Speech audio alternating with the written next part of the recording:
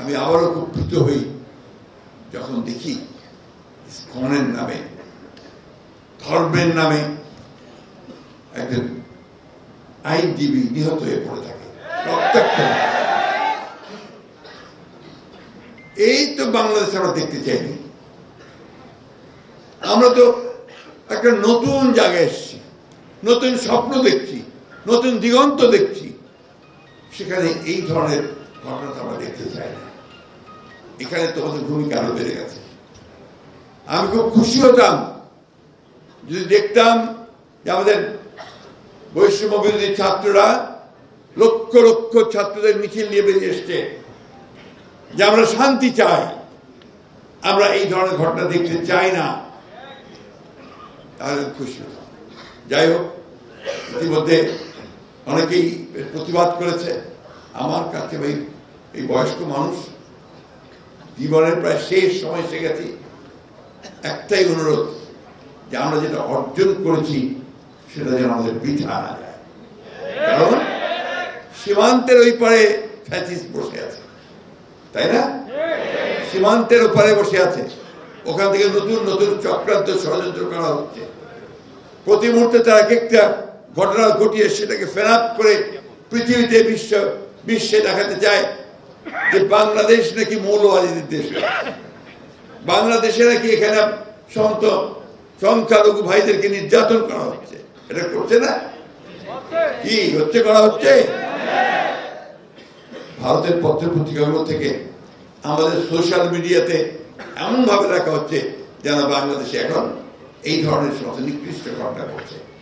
ঘটনা তো তা না।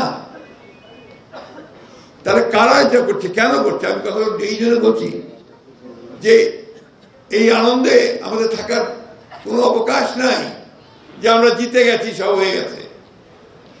আমাদের মাথার উপরে সে খড়গ এখন আছে এবং চতুর্দিকে কিন্তু তারা চেষ্টা করছে আবার অন্ধকারে নিয়ে যাওয়ার।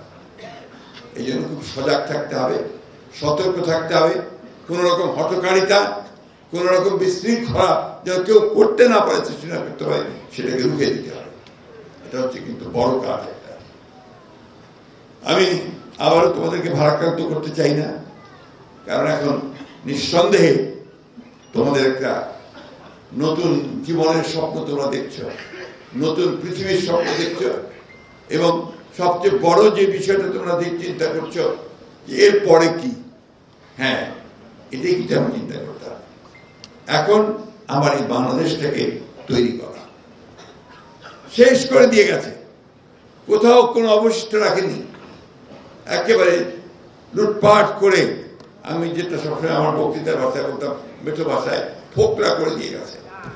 অর্থনীতি নেই, ব্যাংক লুট, সব জায়গায় লুট, ঘুষ, দুর্নীতি, সমাজ থেকেই শেষ করে দিয়ে গেছে।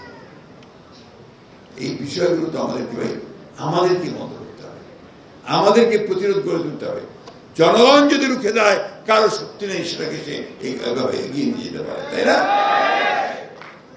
আমার অনুরোধ যে যারা আজকে এখানে আছো, শুধু ঠাকুরের ছেলে না, তোমরা ছাত্র, তোমরা এই আন্দোলনে অংশ নিয়েছ, তোমরা এর অংশীদার, তোমরা এই বিষয়গুলোর দিকে সজাগ দৃষ্টি রাখবে এবং কেউ যেন আমাদের অর্জিত সম্পদ কেড়ে না নিতে পারে তার দিকে আমাদেরকে লক্ষ্য রাখতে হবে।